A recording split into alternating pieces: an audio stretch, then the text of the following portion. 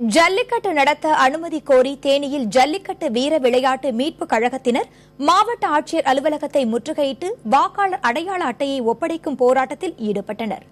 வர இருக்கும் தேர்தலில் 6 தொகுதிகளில் போட்டியிடப் போவதாகவும் அவர்கள் அறிவித்துள்ளனர்.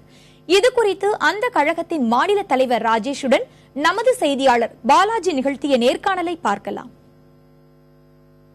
இப்போ எதற்காக இந்த போராட்டம் நடத்திட்டு வரீங்க சார்? இப்போ ஆக்சுவலா கடந்த 2 வருட காலங்களாக இந்த ரேக்லா ரேஸ், ஜல்லிக்கட்டு, மஞ்சு விரட்டு போன்ற தடைப்பட்டு கிடக்குது.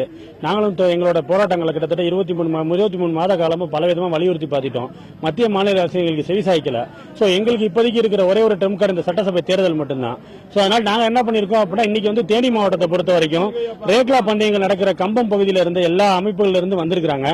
நாங்க டோட்டலா இந்த தடவை தேனி கம்பத்தை பொறுத்த வரைக்கும் நாங்க யாருமே இந்த தடவை தேர்தலில் ஓட்டு போடல, தேர்தலை புறக்கணிக்கிறோம்னு சொல்லி வாக்காளர் அட்டையை மாவட்ட ஆட்சியர்கிட்ட ஒப்படைக்க வந்திருக்கோம். இப்போ பாத்தீங்கன்னா மத்திய மாநில அரசுகள் ரேக்லா ரேஸ் நடத்துக்க பல்வேறு முயற்சிகளை மேற்கொண்டதா தொடர்ந்து சொல்லிட்டு வராங்க. இந்த நிலையில நீங்க வாக்காளர் அட்டை ஒப்படைக்கும் போராட்டம் அவங்களுக்கு எந்த அளவுக்கு ஒத்துழைப்பு கொடுத்திருக்காங்க, என்ன காரணம்? இல்ல, இப்ப நம்மளுக்கு பாத்தீங்கன்னா கிட்டத்தட்ட 10 வருஷ காலமா இந்த போராட்டம் தொடர்ந்து 2006ல இருந்து இந்த போராட்டம் தொடர்ந்துகிட்டே இருக்குது. 10 வருஷ காலமா நாங்களும் மத்திய மாநில அரசு செய்வாங்கன்னு எதிர்பார்த்துட்டோம். அதுவும் மத்திய அரசு எங்களை சுத்தமாவே கைவிட்டுட்டாங்க. மத்திய அரசோட ஒரு போலியான வாக்குறுதியை நம்பி இந்த வருஷம் நாங்க மிகவும் ஏமாந்துட்டோம்.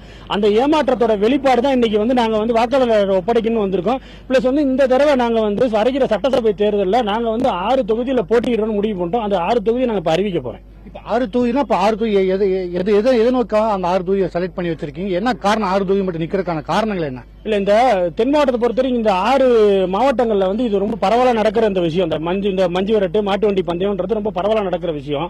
இந்த 6 தொகுதியும் நாங்க நிக்க போற திருச்சி மாவட்டத்தை பொறுத்த வரைக்கும் திருவரம்புரம் நிக்கலாம் முடிவு பண்ணிருக்கோம். புதுக்கோட்டையை பொறுத்த வரைக்கும் விராலிமலை, தேனி மாவட்டத்தை பொறுத்த வரைக்கும் போடியில நிக்கிறோம், திண்டுக்கலை பொறுத்த வரைக்கும் நத்தமன் நிக்கிறோம், மதுரையை பொறுத்த வரைக்கும் சோழவந்தான் தனி தொகுதியிலையும் மதுரை கிழக்குல நிக்கலாம் முடிவு பண்ணிருக்கிறோம், சிவகங்கையை பொறுத்த வரைக்கும் திருப்பத்தூர் நிக்கலாம் முடிவு பண்ணிருக்கிறோம்.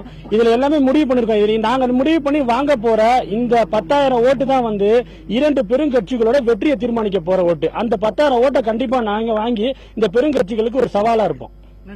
அதாவது ராஜேஷ் என்ன சொல்றாங்க, அதாவது பாத்தீங்கன்னா இந்த மத்திய மாநில அரசு தங்களுக்கு தேவையான ஒத்துழைப்பு வழங்க மறுக்கிறேன்னு அனுமதி வாங்கி தர தாமதம் காட்டுது. இதனால தங்கள் எதிர்ப்பை காட்டும் விதமாக வருகின்ற சட்டமன்ற தேர்தலில் 6 தொகுதியில் போட்டியிட போவதாக தெரிவித்துள்ளனர். புதிய தலைமுறைக்காக ஒளிப்பதிவாளர் லெலினுடன் பாலாஜி.